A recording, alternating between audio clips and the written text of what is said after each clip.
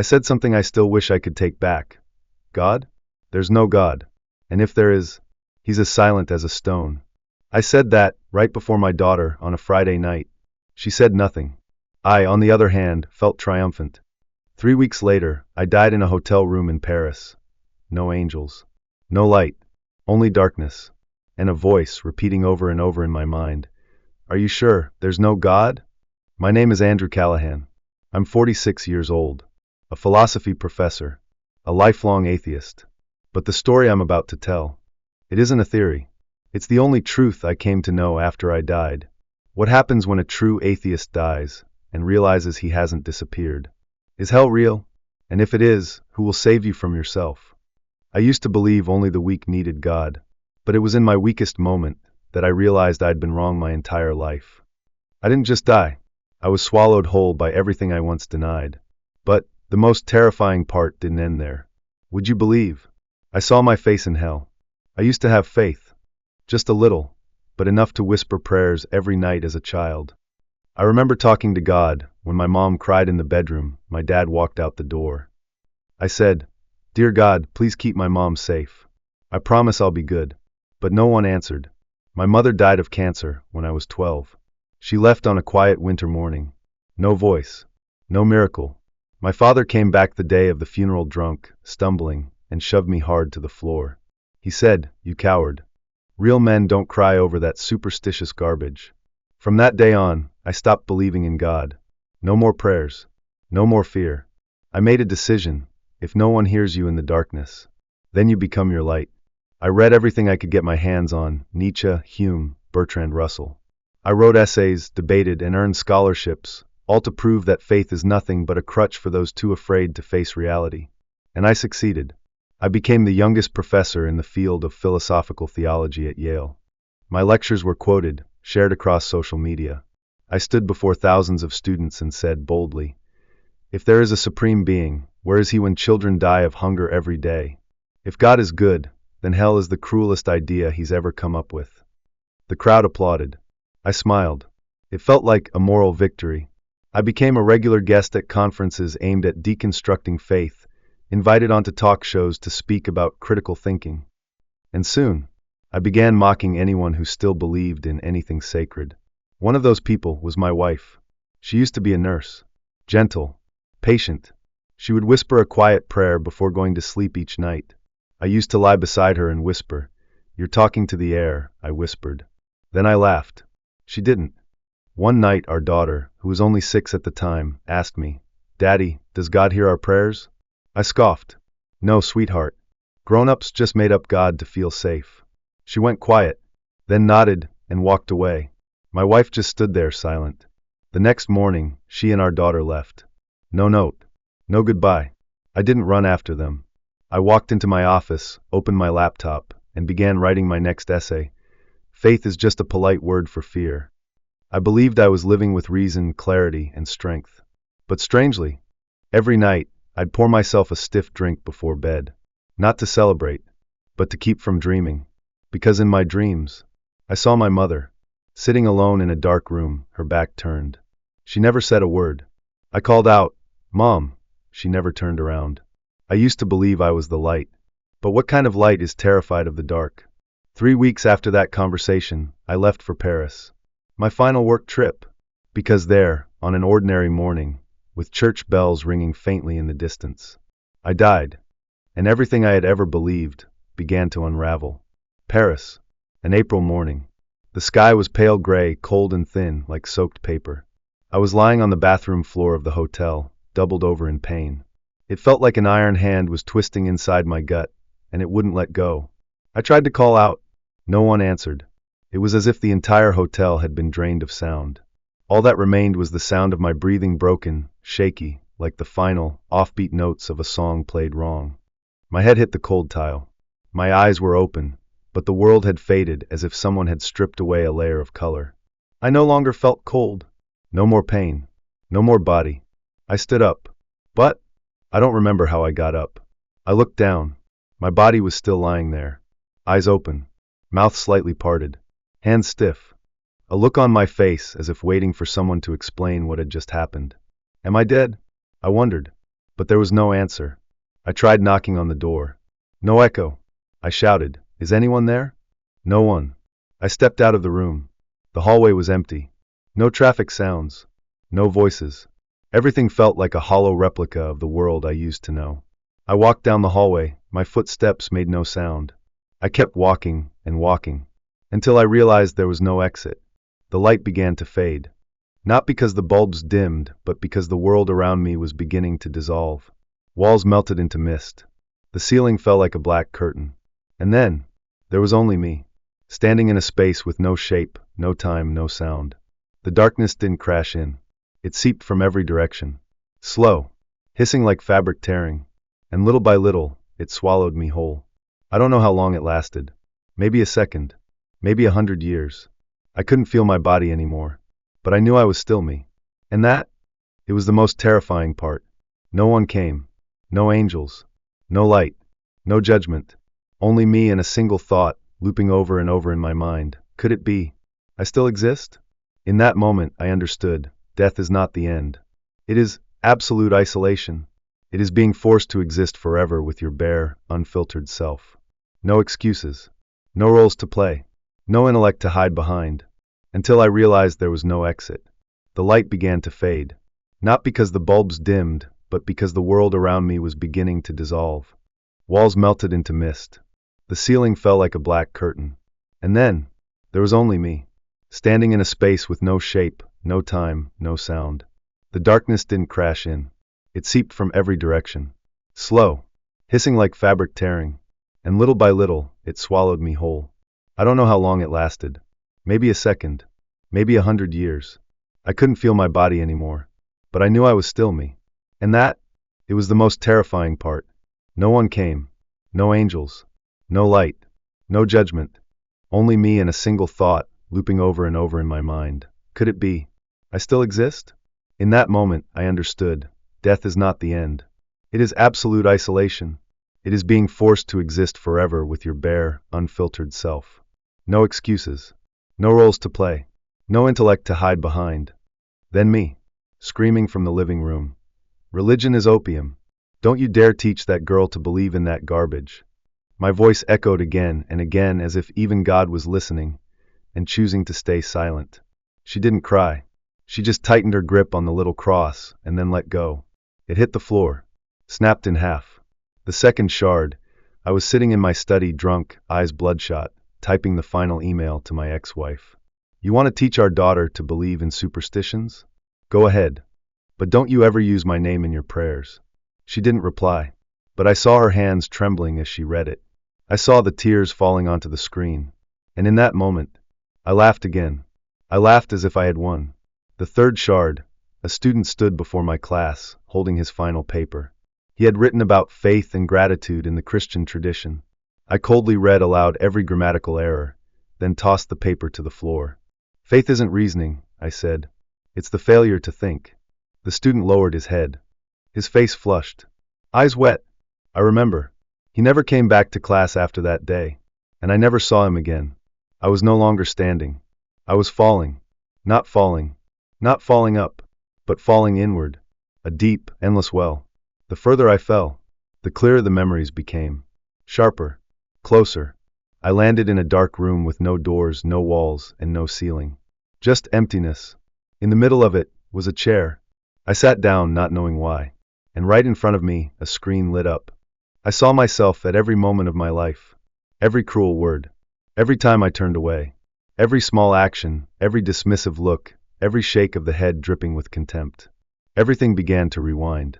Not in fast forward, but second by second by second. No background music. No narration. Just the truth. Unedited. Unstoppable. Undeniable. I wanted to cover my eyes, but I had no hands. I wanted to cry, but I had no tears. I wanted to disappear, but I was the main character in everything that played out.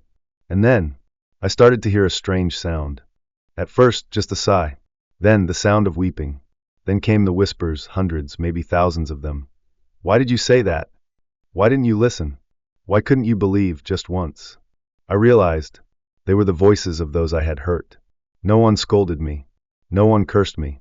They just asked. And that, more than any fire, was what made me want to disappear. That's when I understood something. Hell, it isn't a place of burning. It's not fire. It's not demons. Hell is the place where you see everything you've ever done, and there's no way to make it right. It's where you're forced to face yourself, with no way out. No one's coming to save you. There is no tomorrow, no hope. Only one truth wrapped itself around me like chains. I had built hell with my own choices. And just when I thought I was dissolving, melting into the darkness, a light appeared. The very first crack on the pitch-black glass. A thin line of light. Quiet. Not blinding. But so real, it felt like I could breathe again. And then, I heard a voice. Not a whisper, but a call. Close. Intimate. Andrew. I lifted my head for the first time since I'd fallen into this place. The light in front of me was growing. Not overwhelming. Not forceful. Just waiting. And I, the one who once mocked all faith for the first time, wanted to believe it was real. I didn't beg. I didn't expect anything. But that light never left me. And what happened next? There are no words for it. Because I met him. The light didn't rush in all at once. It came like the breath of dawn, slow, patient, and steady. One beam. Then another. From the place I thought was nothing but emptiness, light began to rise like a fire that doesn't burn. I didn't run toward it. I couldn't. I just turned toward it, like a lost child, seeing the porch light of home from far away. I didn't dare hope. But I couldn't look away. And then, he appeared. Not on a throne. No blinding glory. No angels singing. No music. Just him. A figure in a simple white robe. Eyes as deep as the ocean and warm like fire. Not the kind of light that dazzles, but the kind of light that knows everything about you, and still doesn't turn away. I couldn't see his face, but I knew as if my soul had been waiting for this moment since before I was born. He didn't ask me a single question. He just looked at me, and I fell to my knees, not out of fear, but because I had nothing left to hide. I didn't say, "Please forgive me." I didn't say, "I'm sorry." I simply whispered from the last fragile corner of my soul, "If you're real, please don't leave me." He stepped closer. I saw his feet touch that invisible ground, and everywhere he stepped, light blossomed like flowers blooming in thin air. He stood before me, not bowing, not towering, just looking straight at me. And then, he spoke. "Andrew, I know you. From the moment you stood outside your mother's hospital room, crying in silence. From the moment you folded your little hands, though no one had ever taught you how to pray. I was there." I began to cry, not out of fear anymore, but because he never left, even after I had pushed him out of my life. "But why didn't you save my mom?" I choked through the tears. He didn't answer right away. He simply stepped forward and placed a hand on my chest, and I felt warmth not on my skin, but in the place I thought was long dead. "Pain is never without purpose," he said. "But to see that, your soul must learn to see with the heart, not with anger." I bowed my head at his feet. Every title, every piece of knowledge, every argument I had built my life on shattered. I said, "I'm not worthy. I denied you. I've hurt so many people. I have nothing left to give." He was silent. And then, he spoke softly. "I'm not asking you to give anything back. I'm asking you to come back." I didn't understand. He placed his hand on my forehead, not with force, not with pressure. Just a touch. And yet, I felt every wall inside me crumble. No more logic. No more intellect. Only the truth I had always run from. I had always been loved, even when I rejected that love. The light surrounded me. It didn't burn. It lifted, layer by layer, the anger, the contempt, the disguises. Every mask I wore was as a so-called man of reason. And then, I felt weightless, like breathing for the very first time. I spoke with a voice I had never heard before. "If you forgive me, then use me. Even if it's just to wash the feet of a stranger, even if it's just to mop the church floor, even if it means dying again, so long as this time. I don't live in vain." He smiled. Not the smile of victory, but the smile of a father who had been waiting for his child to come home. He said, "Your journey isn't over. Go back and live. But this time, with your true heart." I wept again. But this time, it was because I knew I would never be alone again. When I woke up in the hospital bed, the doctors told me I had been clinically dead for nearly 7 minutes. But what they didn't know was that I had lived an entire lifetime in that single moment. And what I did after coming back to life is something no one could have ever expected. I opened my eyes. A cold white light glowed from the ceiling above.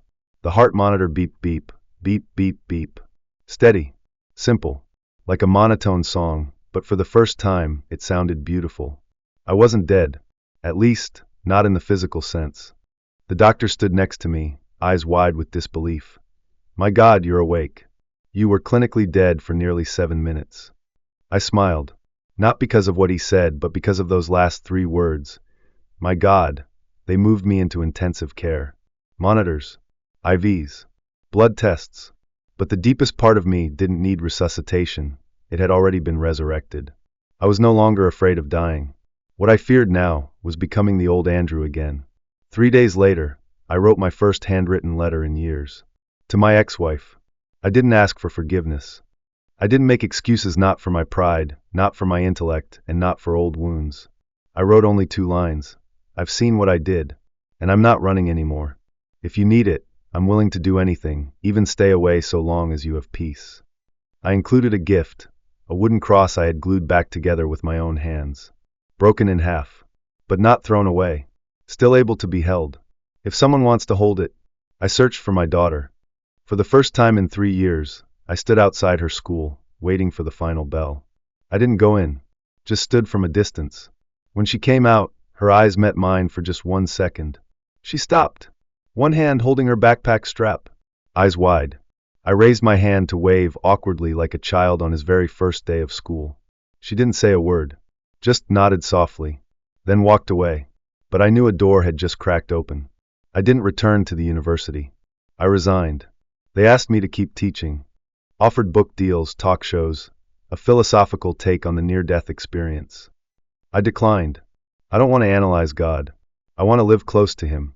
I started volunteering at a local nursing home, washing dishes, walking with the elderly, and listening to their old stories without interrupting. Not because I wanted recognition, but because I was once the kind of man who never listened. I walk instead of driving. I read other people's letters instead of checking my emails. I smile at strangers not out of politeness, but because I know they might be walking through the same darkness I once did. One day, an elderly woman at the nursing home asked me, "What did you used to do for a living?" I smiled and said, "I used to be a smart man, but never a good one." She held my hand. "And what are you now?" I gently squeezed her hand and replied, "I'm someone learning how to love, even if it's a little late." I wrote my whole story down, not to publish it, but to give it to my daughter. On the envelope, I wrote only this: "If one day the world feels too cold, remember your father once lived in the coldest place imaginable, and he found the light. You'll find it too, because light never gives up on anyone." I signed it, Dad, version forgiven. One morning, I went to a small church on the outskirts of town. No service. No pastor. No one else is there. I stepped inside and sat in the very last pew. Lowered my head. I didn't ask for anything. I just whispered, "I'm still alive. Please use this life of mine for something that truly matters." No voice answered. But I knew. He was still there, as if he had never left. I used to think that dying was the worst thing that could happen. But the truth is, living without knowing who you're living for, or what you're living for, that's hell. I'm not telling this story so you'll believe me. I'm telling it so that you might look at your own life before you're forced to look back in the dark. I'm not a pastor.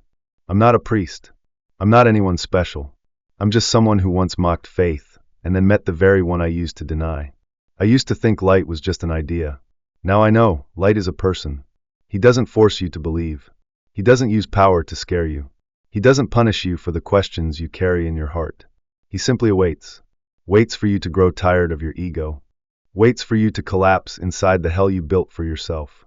Waits for you to be honest enough to whisper the smallest of prayers. "Please don't leave me behind." I didn't come to convince you. I don't need you to believe, at least not right away. I just want to say this softly, like someone who made it out. You're not too late. You've never been too late. Even if you've been lost. Even if you've been angry. Even if you've walked away. Even if you've laughed at someone else's faith.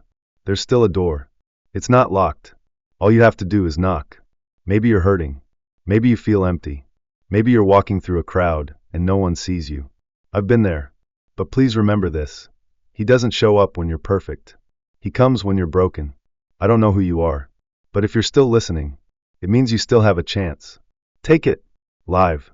Live with your heart. Live with mistakes, but also with the courage to say, I'm sorry.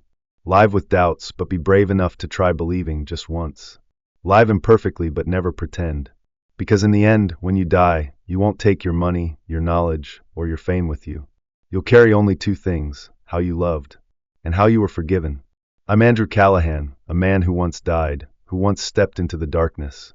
And I stand here to tell you, I was forgiven. And you can be too. Don't wait until you have to look back in the dark. Look now. And if you find yourself lost, turn around. The light is still waiting for you. If you've ever walked through a night of the soul, if you once lost your faith and somehow found even the smallest flicker of light again, share your story in the comments below. You might be the little light someone else is praying for. And if this journey has touched your heart, hit follow on this channel. Because we have more stories to share with you, stories of awakening, journeys home, and souls just like yours who were saved. Not because they were perfect, but because they had the courage to knock on the door.